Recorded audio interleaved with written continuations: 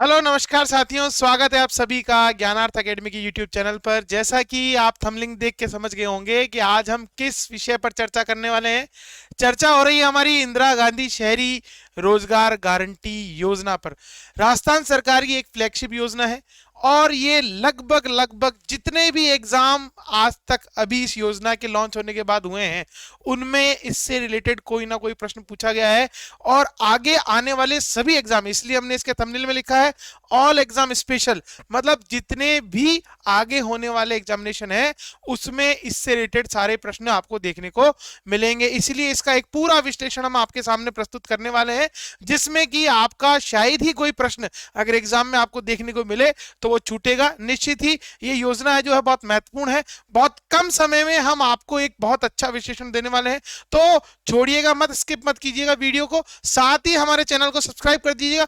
अगर आपके कोई साथी बंधु जो है आपके साथ तैयारी कर रहा है तो उसको भी हमारा जो ये चैनल जरूर सजेस्ट कीजिएगा। चलिए देखते हैं। और देखिए, ईओआरओ हमने इसलिए लिखा है क्योंकि ईओआरओ में जो कुछ योजनाएं दी गई है उसमें से एक योजना है। निश्चित ही ईओआरओ के एग्जाम में इससे रिलेटेड सारे प्रश्न आपको देखने को मिलेंगे। जितने भी तथ्य उठाए गए हैं बिल्कुल ऑथेंटिक वेबसाइट से उठाए गए हैं, ऑथेंटिक तथ्यों से उठाए गए हैं, ताकि कोई गलती की संभावनाएं ना रहे। इस योजना के लॉन्च होने के बाद कुछ इसमें अमेंडमेंट भी हुए हैं, उसको भी हम आपके साथ साझा करेंगे। चलिए देखते हैं। देखिए, ये इसका लोगो है, जैसा कि इंदिरा गांधी जी के नाम पे है, तो हमारी जो पूर्व प्रधानमंत्री थी उनके नाम से इस योजना का आयोजन किया गया है। और इस योजना को हम अगर बात करें कि इस योजना को हम जो है वो अगर शॉर्ट फॉर्म की बात करें तो इसका जो नाम है वो है IRGYU, मतलब इंदिरा गांधी रोजगार गारंटी योजना अर्बन, मतलब शहरी क्षेत्रों के लिए। तो इसका जो फुल फॉर्म है वो भी आप याद रखिएगा। चलिए बढ़ते हैं आगे और देखते हैं क्या क्या तथ्य हैं हमने प्रस्तुत किए। देखिए, इस योजना का जो शुभारंभ है या हम कहें इसका जो जो शुरुआत जो है वो जो की गई थी वो की गई थी 9 सितंबर 2022 को। 9 सितंबर 2022 को इसकी शुरुआत की गई। कहां से की गई?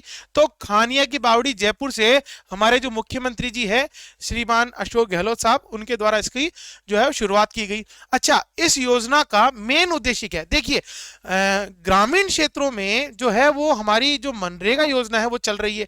उसी की तर्ज पर हमारे मुख्यमंत्री जी ने इंदिरा गांधी जी के नाम पर मनरेगा की तर्ज पर ही इस योजना का शुभारंभ किया है। तो कुल मिलाकर ये शहरी क्षेत्रों के लिए, अब शहरी क्षेत्रों का अर्थ ये हो गया कि जितने भी हमारे नगर निकाय हैं, नगर निकाय का अर्थ ये हो गया नगर पालिका, नगर निगम, नगर परिषद, जितने भी हमारे नगरीय निकाय हैं, कस्बों के जो नगरीय निकाय हैं, उन नगरीय निकाय की सीमा में निवास करने वाले, ये याद रखिएगा।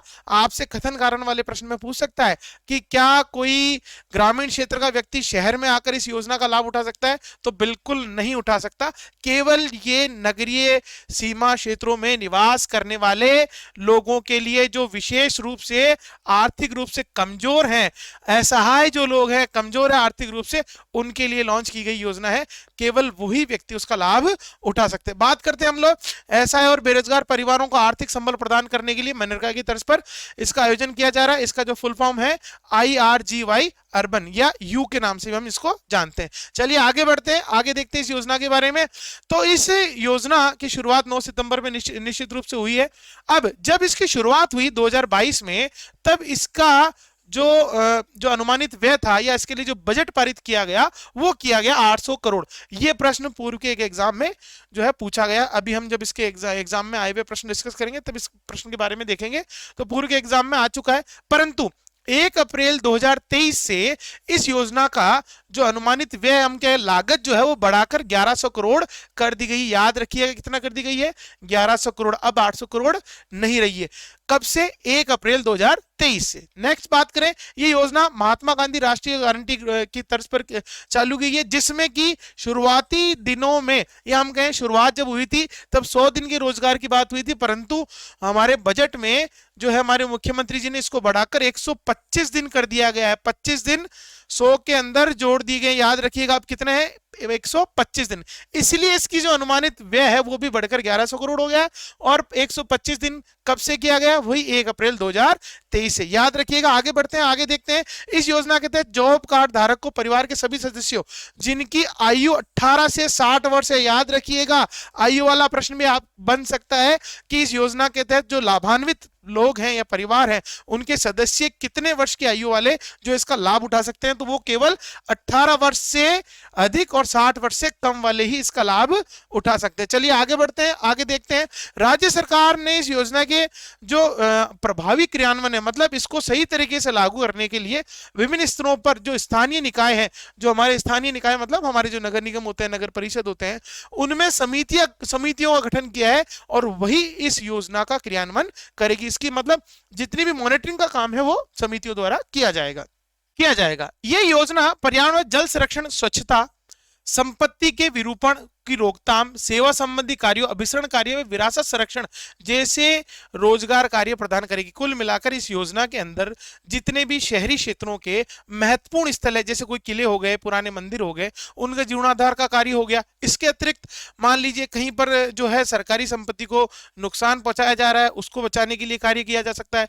इसके अतिरिक्त मान लीजिए सरकारी जमीन पर कहीं कब्जा किया जा रहा है या सरकारी जमीन को जो है नष्ट किया जा रहा है, तो उसको बचाने के लिए या उसको जो है सही प्रयोग करने के लिए इन जो मजदूर हैं उनको यहाँ काम पे लिया जाए। इसके अतिरिक्त इसमें पात्र लोगों द्वारा वृक्षारोपण, तालाबों की सफाई, कचरा संग्रहण, आवारा पशुओं को पकड़ने के कार्य भी किए जाएंगे। मतलब कुल मिलाकर जो शहरों में समस्याएं हैं उनको दूर करने के लिए जो कार्य हो सकते हैं, साफ सफाई हो गई, कहीं पर पेड़ लगाना हो गया, कहीं पर कोई बावड़ी, पुराने किले बावड़ी जो शहरों में मिलते हैं पुराने शहरों में, उनकी साफ सफाइयां हो गई। इसके अतिरिक्त एक कार्य बहुत अच्छा किया जा रहा है इसमें कि शहरों के सौंदर्यीकरण के लिए जितने भी कार्य हो सकते हैं, जैसे कि जो हम देखते हैं रेलवे स्टेशन हो गए, बड़े बड़े जो बस स्टैंड हो गए, उन पर जो है वो पेंटिंग, राजस्थान में विशेषकर जो है वो जो हम कहते हैं मांडने या पेंटिंग जैसे कार्य भी इसमें किए जा रहे हैं। तो कुल मिलाकर ये शहरों के सौंदर्यीकरण में भी बड़ी लाभदायी योजना साबित हो रही है।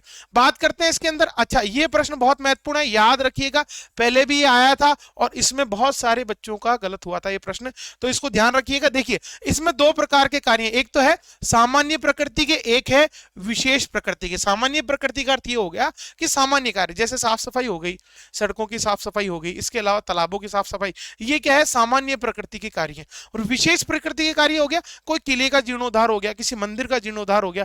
तो देखिए सामान्य प्रकृति कार्य में सामग्री का जो हिस्सा है वो 25% और पारिश्रमिक लागत मतलब जो मजदूरी है उसका जो हिस्सा है वो 75% रखा गया है। मतलब इसका जो अनुपात है वो 25-75 है। सीधा सवाल ऐसे पूछा जाएगा कि सामान्य प्रकृति के कार्यों में इस योजना के तहत क्या अनुपात है, तो वो है 25 और 75।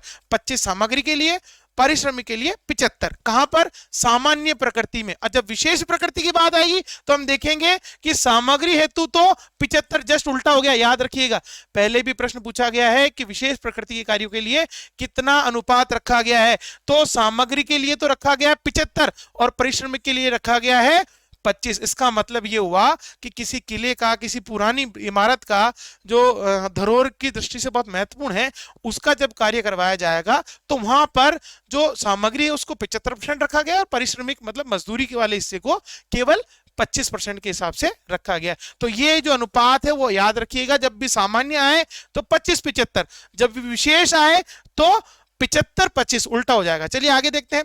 श्रमिकों को सभी सुविधाएं कार्यस्थल पर ही उपलब्ध होगी। इसका मतलब है श्रमिकों के लिए जो पानी की व्यवस्था है, छांव की व्यवस्था है, उनके आराम करने की, उनके काम के दौरान जितनी भी व्यवस्थाएं होती हैं, सुविधाएं होती है, वो उनको कार्यस्थल पर ही उपलब्ध करवाई जाएगी। नेक्स्ट अगर बात करें इस योजना के तहत लगभग 2.2 लाख, ये भी प्रश्न पूछा जा सकता है कथन कारण वाले प्रश्न में कि कितने परिवारों को अभी तक पंजीकरण किया गया है इस योजना के तहत, तो लगभग 2.2 लाख परिवारों का इसमें पंजीकरण करवा दिया गया है। आगे बढ़ते हैं इस योजना में, देखते हैं कि इसको जो है हमारी सरकार, राज्य सरकार द्वारा ये 100% स्वयं पोषित है। ये भी प्रश्न बन सकता है कि इसमें राज्य और केंद्र का क्या अनुपात है, तो केंद्र का है 0, राज्य का है 100% अनुपात, तो याद रखिएगा। नेक्स्ट हम बात करें मजदूरी दर की कि किस हिसाब से मजदूरी मिलती है, तो इसमें 4 कैटेगरियां बनाई गई है। सबसे पहले कैटेगरी है अकुशल श्रमिक, दूसरी है अर्धकुशल श्रमिक, तीसरी है कुशल श्रमिक और चौथी है उच्च कुशल श्रमिक। देखिए अकुशल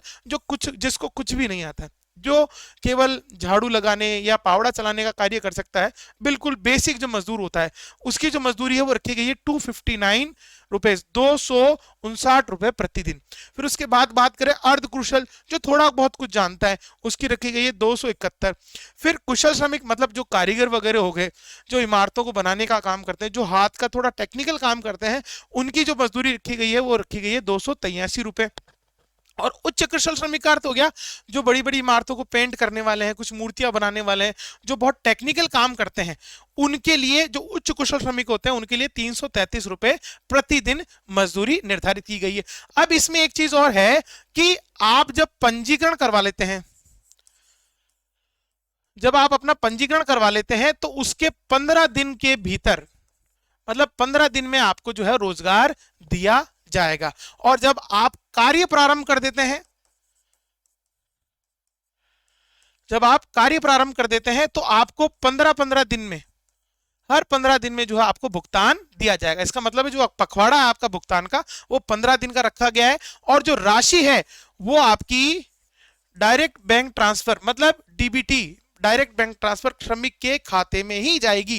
किसी प्रकार का कोई कैश लेन देन की इसमें ये व्यवस्था नहीं रखी गई। जो श्रमिक का पंजीकरण हो रहा है उसी के खाते में जो है वो सीधी राशि उसको उपलब्ध हो जाएगी 15 के 15 दिन। जिस प्रकार का वो श्रमिक है उसको 15 से गुना करके 15 दिन की जो है राशि उसके अकाउंट में डाल देंगे।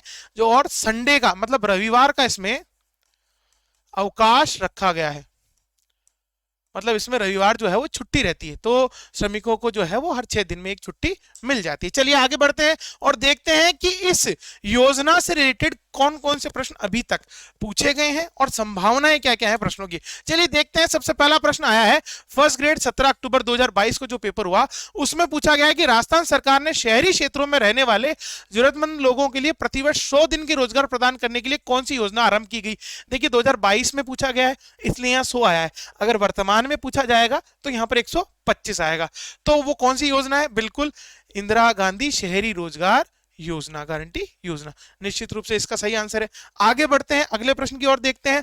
तो सेकंड ग्रेड 21 अक्टूबर 2022 के पेपर में पूछा गया कि वित्तीय वर्ष 2022-23 में राजस्थान की इंदिरा गांधी शहरी रोजगार गारंटी योजना का बजट का प्रावधान, अभी मैंने आपको कहा था कि एक प्रश्न पूछा गया था 800 करोड़ वाला जो प्रावधान है वो बिल्कुल इसका सही आंसर था। पर अब जो सही आंसर वो क्या हो गया, वो हो गया है 1100 करोड़। याद रखिए कितना हो गया है, 1100 करोड़। बिल्कुल आपसे पूछा जा सकता है। नेक्स्ट हम बात करें अगला पेपर सीईटी का, जो 7 तारीख वाला पेपर था 7 जनवरी 2023 का, उसकी जो फर्स्ट शिफ्ट थी उसमें प्रश्न पूछा गया था कि मनरेगा की तर्ज पर राजस्थान के शहरी निकायों में सीमा में रहने वाले परिवारों की वित्तीय सहयोग के लिए कौन सी योजना जो है वो शुरुआत की गई है। तो बिल्कुल इसका सही आंसर है इंदिरा गांधी शहरी रोजगार गारंटी योजना लागू की गई है। तो ये प्रश्न देखकर हम समझ गए हैं कि इस योजना में से निश्चित रूप से हर एग्जाम में कोई ना कोई प्रश्न पूछा जा रहा है और आगे आने वाले जितने भी एग्जाम हैं आपके सामने उसमें से कोई ना कोई प्रश्न आपको देखने को मिलेगा। चलिए आज के लिए इतना ही। जय हिंद साथियों।